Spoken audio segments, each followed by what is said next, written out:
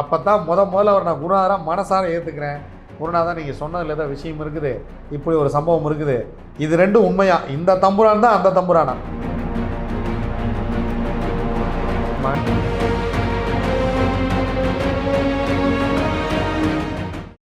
இப்போ நான் இருக்க ஊர் அவினாசி தேவராயம்பாளையம்.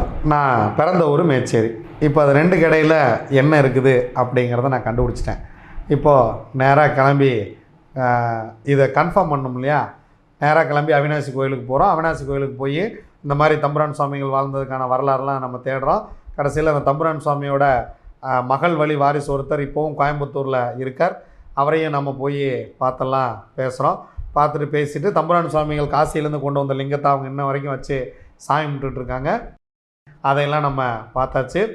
இப்போது இந்த அவினாசி திருக்கோப்புலியூர் கோயில் இருக்கு இல்லைங்களா, அவினாசி லிங்கேஸ்வரர் கோயில், அது வந்து ரொம்ப ஆண்டுகளாக கவுண்டர் சமுதாயத்தால் பராமரிக்கப்படக்கூடிய ஒரு கோவிலாக இருந்தது ஆரம்பத்தில். அங்கே இந்த முதல் கொடியேற்றம், இப்போ இந்த வருஷம் தேர் நடந்தது, அந்த முதல் கொடியேற்றம் முதலியார்களுக்கு கொடுக்குறாங்க. ஏன்னா ஜாதிகளாக மென்ஷன் பண்ணி சொல்கிறோமேன்னா அதை சொன்னால் தான் உங்களுக்கு புரியுங்கிறதுக்காக சொல்கிறேன். கொடியேற்ற உரிமை தேவராயம்பாளையத்துக்காரங்களுக்கு தான் கொடுக்குறாங்க, முதலியாருக்கு. அப்போ என்ன விஷயம் அப்படின்னா, தம்புரான் சுவாமிகள் இங்கே இருந்ததுனால இதனுடைய அந்த கொடியேற்றத்தினுடைய முதல் உரிமை இன்றும், இப்போ போன மாதம் இது தேர் நடந்தது, தேவராயம்பாளையத்துலேருந்து போய் தான் கொடியேற்றிட்டு வந்தாங்க. வருடம் கொடியேற்றும் உரிமை முதல்ல தம்புரான் சுவாமிகளுடைய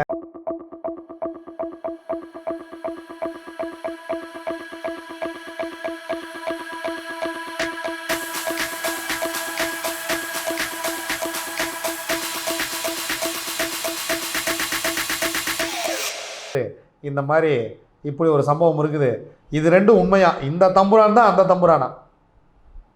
அந்த தம்புரான் தான் இந்த தம்புரானா? எனக்கு இதை மட்டும் நீங்கள் கிளியர் பண்ணுங்கள். இந்த தேவராயம்பாளையத்தில் இருந்த இந்த தம்புரான் சுவாமிகள் தான் போய் மேச்சேரியில் பசுபதீஸ்வரர் கோயில் போய் ஜீவசமாதி அடைஞ்சாரா? இதை தயவு செஞ்சு எனக்கு சொல்லிடுங்க, நம்மளால் சஸ்பென்ஸ் தாங்க முடியல அப்படின்னு போய் கேட்டோம். அப்படி கேட்கும் பொழுது அவர் சொன்னார், மகனே நீ பிறந்ததுக்கே பெரிய பிரச்சனைலாம் இருக்குது, நீ என்ன பண்ணுற அதை போய் தெரிஞ்சுக்கிட்டு வான்னார். இது என்னையா விட்லாச்சாரியார் கதை மாதிரி போயிட்டே இருக்குது. இந்த விக்ரமாதித்தன் கதையில் வந்து இந்த ஒரு வேதாளத்தை தூக்கி தோல் மேலே போட்டுன்னு போவார், இது வந்து ஒரு கேள்வி கேட்டுக்கிட்டே இருக்கான். இந்த மாதிரி எவ்வளோ பெரிய விஷயத்தை கண்டுபிடிச்சிருக்கேன், இவருக்கு அண்ணனுக்கு ஒரு ஊத்தா பண்ணிட்டார். எனக்குன்னா சரியான டென்ஷன். நம்ம இவ்வளோ பெரிய விஷயத்தை கண்டுபிடிச்சிட்டு போய் நின்றுருக்குறோம், என்ன பொசுக்குன்னு இப்படி சொல்லிட்டாரு. நேராக கிளம்பி எங்கள் அம்மாட்ட வரேன். அம்மா, நான் பிறந்ததுக்கான வரலாறு என்ன, எங்கள் அம்மா எங்கள் அக்கா ரெண்டு பேர்த்தையும் உட்கார வச்சு என்ன நடந்தது நான் பிறக்கும்போது அப்படின்னு இவங்ககிட்ட கேட்குறோம். சாதாரண நிகழ்வாக ஒரு கருதப்பட்ட ஒரு நிகழ்வு பின்னாடி என் வாழ்க்கையில் இவ்வளோ பெரிய விஷயத்தில் இருக்குங்கிறது எனக்கு தெரியாது. என்னென்னா என்னோடய தந்தையார் பேர் பழனியப்பன், என்னுடைய தாயார் பேர் இந்திராணி. ஸோ என்னுடைய தந்தையாருக்கும் என் தாயாருக்கும் முதல்ல ஒரு ஆண் வாரிசு ஒன்று பிறந்து இறந்து போயிடுது. ரெண்டாவது என்னுடைய அக்கா தீபா. அதுக்கப்புறம் 7 வருஷத்துக்கு ஆண் வாரிசு இல்லை. இப்போது கிராமங்களில் தெரியும் உங்களுக்கு, சேலம் மாதிரியான சேலம், நீங்கள் இந்த முக்கியமாக இந்த கல்வி அறிவு குறைவாக இருந்த மாவட்டங்கள், அதாவது இந்த 70-80 காலகட்டங்களில் கல்வி அறிவு குறைவாக இருந்த மாவட்டங்கள்லாம் நீங்கள் வந்து ஆண் வாரிசு கண்டிப்பாக இருக்கணும். பெண் பிள்ளைங்களுக்கு அவ்வளோ முக்கியத்துவம் கொடுத்த காலம் இல்லை. அது உங்களுக்கு முன்னாடி இருக்கிறவங்களுக்கு தெரியும். அப்போது எங்கள் அப்பா ஒரே பையன், எங்கள் தாத்தா ஒரே பையன், எங்கள் தாத்தாவுடைய தாத்தா ஒரே பையன், எங்கள் வீட்டில் எல்லாரும் ஒரே பையன். இந்த ஒரே பையனுக்கு ஒரு பையன் இல்லை, ஏன்னா ஒரு குழந்தை பிறந்து இறந்து போச்சு. இப்போது ஒரே ஒரு பெண் குழந்தை மட்டும்தான் இருக்குது. பழனிப்பனுக்கு 2வது திருமணம் பண்ணி வைக்கிறதுக்கு ஏற்பாடு நடக்குது. ஸோ இதை என்ன பண்ணுறதுன்னு தெரியல. இதை பழனியப்பனால் நிராகரிக்கவும் முடியல, எங்கள் அப்பாவால் அதை ஏற்றுக்கவும் முடியல, நிராகரிக்கவும் முடியல. ஏன்னா எங்கள் பாட்டி பொன்னம்மாள் அவங்க வந்து ரொம்ப பயங்கர ப்ரெஷர். எங்கள் தாத்தாவும் உயிரோடு இல்லை. அவர் வந்து எங்கள் அப்பா சின்ன வயசாக இருக்கும்போதே அவர் இறந்து போயிட்டார். தாத்தா பேர் சேவி கவுண்டர், அவர் இறந்து போயிட்டார். அப்போது என்ன பண்ணுறதுன்னு தெரியாமல் இது யோசனை பண்ணிக்கிட்டு இருக்கையில் எங்கள் அம்மாவுடைய அம்மா, அவங்க பேர் சின்ன பொண்ணி, அவங்க வந்து ஒரு ஊர் கவுண்டர். அதாவது எங்கள் அம்மாவுடைய அம்மாவும் ஒரு ஊர் கவுண்டர், அப்பாவும் ஒரு ஊர் கவுண்டர். ரொம்ப வசதியான ஃபேமிலி. ஆனால் எங்கள் அப்பாவை நம்பி அவங்க பொண்ணு கொடுத்து இங்கே எங்கள் அம்மா பயங்கரமான ஒரு துன்பத்துக்கு ஆளாகிறாங்க. காரணம் என்னென்னா பையன் ஆண் வாரிசு இல்லை அப்படிங்கிற ஒரு காரணத்துக்காக. என்னுடைய அம்மாவுடைய அம்மா சரி இப்போ பிள்ளைய திருப்பி கூட்டிகிட்டு போக முடியாது. ஆனால் அன்னைக்கு வந்து பஞ்சாயத்து வச்சு ரொம்ப சாதாரணமாக முடிச்சோடு தானே, கோர்ட்டு கேஸெல்லாம் அன்றைக்கி ரொம்ப கம்மி. சரி அவங்க ஒரு ஐடியா சொல்கிறாங்க, நம்ம என்ன பண்ணலாம், இங்கே சின்ன பெரியண்ணன் கோயில் இருக்குது. நம்ம வீடியோவில் ஆரம்பத்தில் நான் சொல்லியிருப்பேன், கொங்கு சமுதாயத்தில் அரசர்களாக இருந்த பொன்னர் சங்கருடைய கோவில் அங்கே இருக்குது. இவங்க பெரிய காண்டியம்மன் தான் அங்கே மூலவ தெய்வமே. இந்த பெரிய காண்டியம்மன்கிட்ட போய் அங்கே வந்து எங்கள் ஒரு பூசாரி ஒருத்தர் இருப்பார், அவர் பேர் சின்ன தம்பி. இந்த நெறிஞ்ச முள் இருக்கு இல்லையா, நெறிஞ்ச முள்னு சொல்லுவாங்க, இது மாதிரி குண்டூசி மாதிரி இருக்கும் அந்த முள். அந்த முள்ளை கொட்டி அது மேலே சாமி ஆடுவார் அவர். நான் நிறைய டைம் பார்த்துருக்கேன் தாத்தா. அவர் வந்து அங்கே வந்து சாமி ஆடி சொல்லுவார். அதில் போய் கேட்போம், அதில் வந்து ஆண் வாரிசு இருக்குதுன்னு வந்துச்சுன்னா பொண்ணு இங்கே இருக்கட்டும், ஆண் வாரிசு இல்லை உனக்கு பிறக்காதுன்னு சொன்னால் என் பிள்ளைய கூட்டிகிட்டு போயிடுறேன் அப்படின்னு சொல்லிட்டு அவங்க குடும்பமாக போய் இந்த சின்ன பெரியண்ணன் கோவிலில் இவர்கிட்ட கேட்குறாங்க. அவர் சரி அப்படியா என்ன பண்ணுவார், கதவை சாத்திட்டு உள்ளே வந்து ஒரு 15 நிமிஷம் கதவை சாத்திட்டு உள்ளே உட்காந்துருப்பார் பெரிய காண்டியம்மன்ட்ட. வெளியில் வந்து சாமி ஆடி சொல்லுவார், அந்த முள் மேலே தான் சாமி ஆடுவார். இவங்க போய் எல்லோரும் உட்காந்துருக்காங்க. இவர் போனவொடனே என்னடா பண்ணிப்பா என்ன விஷயம்னு கேட்டிருக்காரு. அவர் எங்கள் அப்பா வந்து அவர் மாமன் தான் கூப்பிடுவார், ஒரு உறவு இல்லை அவங்க மாமா. இல்லை மாமா இந்த மாதிரி இது ஒரு சம்பவம், இப்படி இந்திராணிக்கு பையன் பிறக்குமா இல்லையான்னு கேட்டுடலாம், ஒரு ஆண் வாரிசு ஒன்று வேணும், அம்மா வேறு ரொம்ப பிடிவாதமாக இருக்காங்க, என்ன பண்ணுறதுன்னு தெரியல அப்படின்னோடனே சரி ஓகே அப்படின்ட்டு இவங்க போய் சாமி கேட்குறாங்க.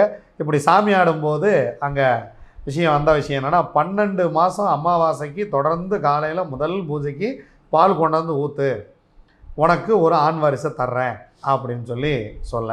இந்த ஆண் வாரிசு கொடுத்தா நீ என்ன பண்ணுவ அப்படின்னு சொல்ல. இப்போ எங்கள் அப்பா அவர் அறிவு கேட்டின மாதிரி நான் ஒரு ஆடு வாங்கி விட்றேன், ஒரு மாடு வாங்கி விட்றேன் அப்படின்னு சொல்லி இதெல்லாம் பத்தாதுன்னு ஒரு போயிட்டே இருக்க. உனக்கு என்ன தான் வேணும் சாமி சொல்லு பார்த்துக்கலாம் அப்படின்னு அவங்க அப்பா கேட்க, உனக்கு பிறக்கிற குழந்தை எந்த அளவுக்கு இருக்கோ, என்ன வெயிட் இருக்கோ, என்ன சேஃபில் இருக்கோ, குழந்தை எந்த மாதிரி இருக்கோ அதே மாதிரி ஐம்பொன்னில் ஒரு சிலை செஞ்சு வைக்கிறையா அப்படின்னு. எங்கள் அப்பாவுடைய பொருளாதாரம் அன்றைக்கி மண்ணில் சிலை செஞ்சு வைக்கிற அளவுக்கு தான் இருந்தது. ஆனால் ஐம்பொன்னில் சிலை செய்கிறதுங்கிறதெல்லாம் ஒரு மிகப்பெரிய ஒரு விஷயம். எங்கள் அப்பா வேறு வழியே இல்லை, தனக்கு ஒரு பையன் கிடச்சா போதும் அப்படின்னு சொல்லிட்டு அதுக்கு ஒத்துக்கிறார். ஐம்பொன்னில் ஒரு சிலை செஞ்சு வச்சிட்றேன் அப்படின்னு சொல்லிடுறார். ஆனால் அப்போவே எங்கள் அப்பா கிட்ட ஒரு விஷயம் சொல்லியிருக்கிறார், ஒரு குறிப்பிட்ட காலம்தான் இந்த பையன் உங்கள் கூட இருப்பான், அதன் பிறகு இந்த பையனுக்குன்னு ஒரு வழி இருக்குது, அந்த வழியை பார்த்துட்டு அவன் போயிடுவான்னு. இவங்களுக்கு அப்போ அதெல்லாம் புரியல, நமக்கு ஒரு பையன் கிடச்சா மட்டும் போதுன்னு இவங்க நினச்சிட்றாங்க. ஓகே சொல்லியாச்சு. இந்த 12 அமாவாசைக்கு எங்கள் அக்கா 7 வயசு குழந்த காலையில் ஒரு காட்டுக்குள்ளே நடந்து அந்த கோயிலுக்கு போகணும். 12 அமாவாசைக்கு எங்கள் அக்கா போய் அந்த தெய்வத்துக்கு பெரிய காண்டியம்மனுக்கு பால் ஊற்றுறாங்க. பால் அபிஷேகம், முதல் அபிஷேகம் எங்கள் அக்கா தான் போய் பண்ணுறாங்க. பண்ணிவிட்டு 3வது அமாவாசை 4வது அமாவாசைக்கெலாம் குழந்தை உருவாயிடுச்சு, குழந்தை வளர்ந்துக்கிட்டு இருக்குது. இப்போ 10ஆம் மாதம் வந்தது ஒரு சிக்கல். என்ன சிக்கல்னால், குழந்தை 10 மாதம் ஆகியும் குழந்தை பிறக்கலை. அப்போ தான் வந்து இந்த ஹாஸ்பிட்டலில் தேடி போகிறாங்க. அவர் தான் மருத்துவர் செல்வராஜ், அவரை தேடி போகிறாங்க. அப்புறம் அவர் போய் குழந்தை பிறந்துடுது. பிறந்த குழந்தைக்கு என்ன பிரச்சனை அப்படின்னா, குழந்தை வெயிட்டு கம்மி, 1 கிலோ 700 கிராம் தான் நான் இருந்திருக்கேன். டாக்டர் சொன்ன விஷயம் என்னென்னா, இந்த குழந்தை பிழைக்காது பழனிப்பா, நீங்கள் எடுத்துகிட்டு போயிடுங்க அப்படின்னு சொல்ல. இப்போ இவங்களுக்கு எப்படி இருந்திருக்கும், அதாவது போய் தெய்வத்தெல்லாம் வேண்டி இவ்வளோ தூரம் எல்லாம் பண்ணி ஒரு குழந்தை பிறந்து, இந்த குழந்தையும் ஏன்னா அன்றைக்கி இன்குபேட்டர்லாம் கிடையாது, கிராமம். அன்றைக்கி அந்த ஊரில் ஒரு ஹாஸ்பிட்டல் இருந்ததே பெரிய விஷயம், என்ன பண்ணுறதுன்னு தெரில. சரி வேறு வழி இல்லை, வீட்டுக்கு எடுத்துகிட்டு போகலாம் அப்படிங்கும்போது எங்கள் பாட்டி அங்கே ஒரு விஷயம் சொல்லியிருக்காங்க. அதாவது அம்மாவுடைய அம்மா, இந்த குழந்தைய கொடுத்தது அந்த தெய்வம் தானே, கொண்டு போய் அங்கேயே போடுவோம், அம்மானு கத்தனா வீட்டுக்கு எடுத்துகிட்டு போகலாம், செத்து போயிட்டா அங்கேயே புதைச்சிட்டு போயிடலாம் அப்படின்னு சொல்லி நம்மளை தூக்கிட்டு போய் அந்த கோயிலில் போட்டு இவங்கெல்லாம் உட்காந்துருக்க. ஒரு 2-3 மணி நேரம் கழிச்சு தான் அம்மானே கத்திருக்கிறேன். நமக்கு மீண்டும் உயிர் கொடுத்தவங்க பெரிய காண்டியம்மன். அப்போ வந்து அந்த பூசாரி ஐயா சின்னத்தம்பி ஐயா சொன்னது என்னென்னா, பழனிப்பா இந்த பையனை கொண்டு போய் அர்த்தநாரீஸ்வரர் கோயிலில் கொண்டு போய் இவனை தானமாக கொடுத்துரு அப்படின்னு சொல்ல. இவர் எதுக்கு சொன்னார்னு இவங்கெல்லாம் கேட்கவே இல்லை. அவர் சொன்னது தான், யாரும் எதுக்கெல்லாம் அவர்கிட்ட கேள்வியெல்லாம் கேட்க மாட்டாங்க. அர்த்தநாரீஸ்வரர்கிட்ட நம்மளை ஒரு 9 மாதமாக இருக்கும்போது என்னை கூட்டிகிட்டு போய் அங்கே போய் மொட்டை அடிச்சுட்டு அர்த்தநாரீஸ்வரர்கிட்ட கொண்டுட்டு போய் நம்ம ஐயர்கிட்ட கொண்டு போய் கொடுத்துட்டாங்க. அர்த்தநாரீஸ்வரர்கிட்ட வாங்கி நமக்கு அங்கே ஒரு பேர் வச்சுருக்குறாங்க. அந்த அர்த்தநாரீஸ்வரருக்கு போயிட்டு வர வரைக்கும் என் பேர் அண்ணாசாமி. இதை நான் ஆரம்பத்தில் சொல்லியிருப்பேன். அர்த்தநாரீஸ்வரர் கோயிலுக்கு போயிட்டு வர வரைக்கும் நம்ம பேர் அண்ணாசாமி தான். போயிட்டு வந்ததுக்கு ஒன்று ஒரு அமாவாசை அன்னைக்கு என்னோடய அண்ணன் பெரியப்பா வகையில் ஒரு பையன் அண்ணாசாமின்ற ஒருத்தர் ஒரு விபத்தில் இறந்து போகிறார். சரி ஒரே ஊரில் அண்ணாசாமின்னு கூப்பிட்டா இவனேவுமே அங்கேயே வருமே அப்படிங்கிறதுக்காக என்ன பண்ணிடுறாங்க, தென்னரசுன்னு இவரே பேர் மாத்துறார். யார், அந்த பூசாரியே பேரை மாத்துறார். நான் வந்து சின்ன பையனாக இருக்கும்போது அந்த கோயிலுக்கு அடிக்கடி போவேன். அப்போ சொல்லுவார், டேய் நீ என்றைக்கு இருந்தாலும் ஓடிரோடா கோயம்புத்தூருக்கு அப்படிம்பார். ஏன் தாத்தா வீடு வாசல் சொத்தெல்லாம் விட்டுட்டா நான் ஓட போகிறேன், சின்ன பையன் ஸ்கூல் படிச்சுக்கிட்டு இருக்கேன். ஆனால் அவர் எங்கிட்ட சும்மா ஜாலியாக பேசுவார். மாதம் மாதம் சிவராத்திரி அன்னைக்கு இன்றைக்கும் அந்த கோயிலில் அப்பா செய்து வைத்த சிலை, குண்டுடையா கவுண்டர் பொன்னர் சங்கருடைய அப்பா குண்டுடையா கவுண்டர் சிலையை தான் அப்பா செஞ்சு வச்சார். அந்த சிலையை இன்றைக்கும் வருஷம் மகா சிவராத்திரி அன்னைக்கு அந்த சிலையை அப்படி ஊர்வலமாக எடுத்துகிட்டு வருவாங்க. அதாவது எங்கே எடுத்துகிட்டு வருவாங்கன்னா, எங்கள் அப்பா பிறந்த ஊர் குள்ளமுடையானூர், எங்கள் அம்மா பிறந்த ஊர் கந்தனூர். இது பாருங்கள் எத்தனை நிகழ்வு இதுக்குள்ளே இருக்குன்னு.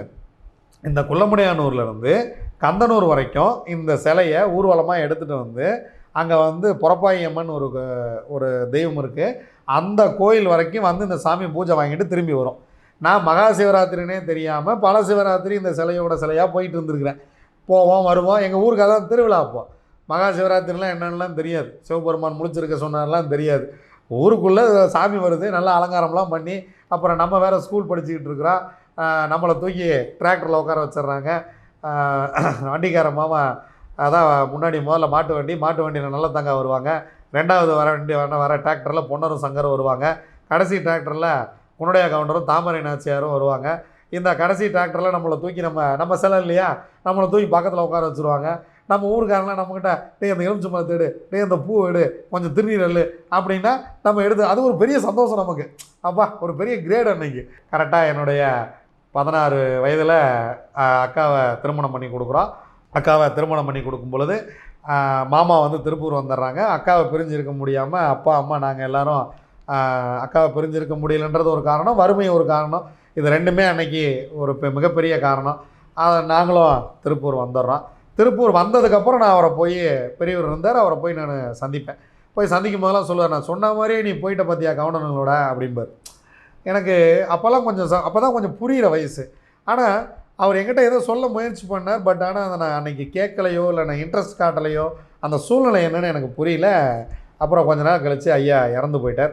அப்புறம் அவர் பையன் முருகன் ஒருத்தர் அங்கே பூஜை பண்ணார். இப்போ அவரே இறந்து போயிட்டார். இப்போது வேற ஒருத்தர், அவங்களுடைய அண்ணன் பையன் ஒருத்தர் பூஜை பண்ணிக்கிட்டு இருக்கிறார். இன்றைக்கும் மகா சிவராத்திரி அன்னைக்கு இந்த சிலைகள் எல்லாம் ஊர்வலமாக எடுத்து வரப்படுகிறது. இப்போ நம்ம சிலை வர்றதுக்கான எல்லா செலவுகளையும் நம்மளே பண்ணுறோம். இதெல்லாம் இப்போது ரீசெண்டில் நடந்துக்கிட்டு இருக்குது. இப்போ இதை தெரிஞ்சுக்கிட்டாச்சு, இது நம்ம பிறந்ததுக்கு இவ்வளோ பெரிய விஷயம் இருக்கா அப்படின்னு தெரிஞ்சுக்கிட்டு திரும்பவும் குருநாதர்கிட்ட ஓடுறேன். நேராக போய் அந்த முதல்ல இருந்தது ஆணவம், அப்புறம் ரெண்டாவது வந்தது பணிவு, இப்போலாம் வந்து போய் அவர் என்ன சாகிறதுக்கு ரெடி. போயிட்டு இந்த மாதிரி அர்த்தநாரீஸ்வரர்கிட்ட கொண்டு போய் தானமாக கொடுத்துட்டாங்களாம்மா, இதான் விஷயம், நான் பிறந்ததுக்கு பின்னாடி இவ்வளோ பெரிய விஷயம் இருக்குது, இப்போ சொல்லுங்கள் நான் என்ன பண்ணிட்டோம் அப்படின்னு. அப்போ தான் சொன்னார், இயற்கை வந்து உன்னை கோடீஸ்வரனாகவே வச்சுருக்கணும், நீ வந்து கோடீஸ்வரனாக இருக்கணும், நீ வந்து அப்படியே ஜாலியாக சுற்றிக்கிட்டு இருக்கணுங்களாம், நீ பிறக்கலாமாங்கண்ணே உட்கார் அப்படின்னு உட்கார வச்சுட்டு எனக்கு ஒரு விஷயம் சொன்னார். அதாவது ரொம்ப வருஷமாக உன் குடும்பம் ஓரி அப்படிங்கிற ஒரு விஷயத்த இப்போலேருந்து நீ தெரிஞ்சுக்கிட்ட, ஏன் ஓரின்னு நீ தெரிஞ்சுக்கிட்டியா அப்படின்னார். அதை தெரிஞ்சுக்கிற அளவுக்குலாம் ஞானம் இல்லைங்க, நீங்கள் சொல்லுங்கள் அப்படின்னு சொல்லும்போது என் குருநாதர் சொன்ன விஷயங்கள் இதெல்லாம். ரொம்ப வருஷத்துக்கு முன்னாடி எங்கள் வீட்டில் அண்ணன் தம்பி 2 பேர் இருந்திருக்காங்க. இதில் இந்த தம்பியோட வாரிசு தான் நான். இந்த அண்ணனாக ஒருத்தர் இருந்திருக்கிறார். அவர் ஜோதிடத்துலேயும் மருத்துவத்துலேயும் கைதேர்ந்த நபராக இருந்திருக்கிறார். பச்சளையில் அவரை வந்து ஒரு 33 வயது இருக்கும்போது அவரை வந்து இவங்க கல்யாணம் பண்ணிக்கலான்னு ரொம்ப டார்ச்சர் பண்ணியிருக்காங்க. அப்புறம் வேறு வழி இல்லாமல் இவர் என்ன பண்ணுறார், வீட்டை விட்டு கிளம்பி போய்ட்றார். வீட்டை விட்டு கிளம்பி யாருக்கும் சொல்லாமல் போயிடுறார். இவர் வீட்டை விட்டு காணாமல் போனவொடனே இவங்க சாமியாராக போயிட்டான்னு சொல்லி இவனை தலை முழுகிட்டு தம்பி கல்யாணம் பண்ணி வச்சு, தம்பியோட வாரிசு தான் நான். இந்த அண்ணன் என்ன ஆனானே இவங்க யாரும் கண்டுபிடிக்கவே இல்லை. அந்த அண்ணன் பேர் ரிஷபன். அவர் போய் ஒரு இடத்துல காட்டுக்குள்ளே போய் தியானம் பண்ணும்போதோ அல்லது வேறு ஏதோ ஒரு இடத்துல புலி அடித்து இறந்து விட்டதாக என் குருநாதர் எனக்கு சொன்னார். அந்த ரிஷபன் தன் வாழ்க்கையை இழந்தது 33 வயதில். அதே 33 வயதில் நான் போய் என் குருநாதரிடம் போய் சீடனாக ஜாயின் பண்ணுறேன். என் குருநாதர் என்னை ரிஷபன்னு தான் கூப்பிடுவார். ரிஷபன்னு தான் கூப்பிடுவார். இவர் வந்து என்னை அண்ணாமலையார் கோயிலில் போய் எனக்கு ரிஷபானந்தர் அப்படின்னு பேர் வச்சது என்னுடைய குருநாதர் தான். என் குருநாதர் சொல்லி தான் நான் போய் அங்கே போய் பேரை போய் மாற்றிட்டு வந்தோம். ரிஷபானந்தர் அப்படின்னு போய் அண்ணாமலையார் சத்தியமாக இன்று முதல் நான் ரிஷபானந்தராக வாழ்வேன் அப்படின்னு என் குருநாதர் என்கிட்ட அன்னைக்கு சொன்ன விஷயம். இப்போ நீ யாருன்னு தெரிஞ்சிருச்சு, நீ எதுக்கு இங்கே பிறந்த, 33 வயசு வரைக்கும் உன்னோட வாழ்க்கையை நீ வாழ்ந்துட்ட. 33 வயது வரைக்கும் மனைவி, குழந்தைகள், ஆட்டம் பாட்டம் கொண்டாட்டம்னு நீ வாழ்ந்தாச்சு.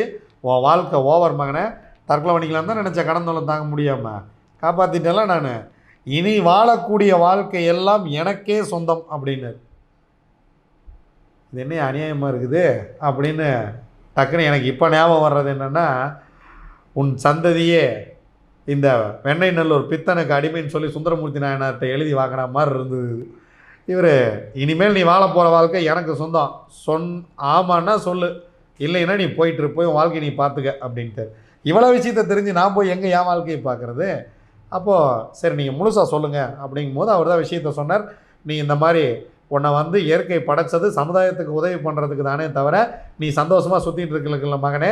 நீ அனுபவிக்க வேண்டியதெல்லாம் அனுபவித்து அதை உன்னை கொண்டு வந்து நிறுத்தியிருக்கு. நம்ம போடாத ஆட்டமே கிடையாது. நான் பல பேர்த்துட்டு நான் ஓப்பனாகவே சொல்லியிருக்கேன். நம்ம பண்ணாத அட்டகாசமே கிடையாது. இந்த 33 வயசு வரைக்கும் நம்ம போடாத ஆட்டமே கிடையாது.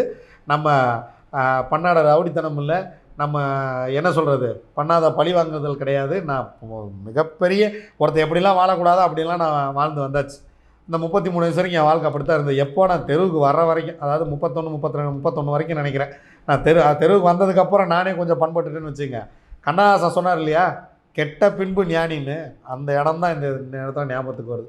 அப்போ உட்கார வச்சு இந்த தம்புரான் தாப்பா அந்த தம்புரான், தெவராயம்பாளையத்தில் இந்த தம்புரான் தான் மேச்சேரில் போய் ஜீவசமாதி அடைந்த தம்புரான்.